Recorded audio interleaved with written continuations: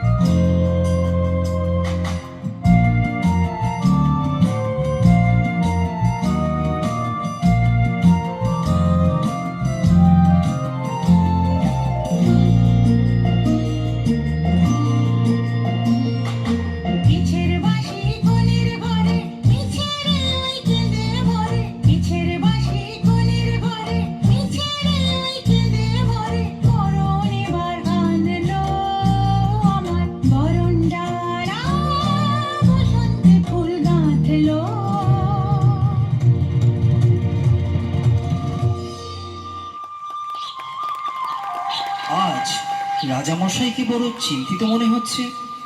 কি বিষয় নিয়ে আপনি এত ভাবছেন মহারাজ? রাজ্যে তো কোনো সমস্যা নেই। তাহলে আপনার চিন্তার কারণ কি? হ্যাঁ মহারাজ, আমাদের বলুন, কি নিয়ে এত ভাবছেন? আসলে একটা কথা ভেবে আমি সারা রাত ঘুমোতে পারিনি। আমি আসমুদ্র হিমাচলের দোর্দণ্ড প্রতাপ হবুচন্দ্র রায়বাহাদুর আমারই রাজ্যের ধুলি আমারই পা দুটোকে মলিন করে দেবে, বিবর্ণ করে দেবে। এই আমার কাছে অসহ্য। কোথায় ভুল মহারাজ? এ আপনার মনের ভুল। আপনি অযথা চিন্তা করছেন। না না, এ মনের ভুল নয়। আমার রাজ্যের মাটি কিনা আমার পা মলিন করছে, এ কি সোজা কথা? অসহ্য।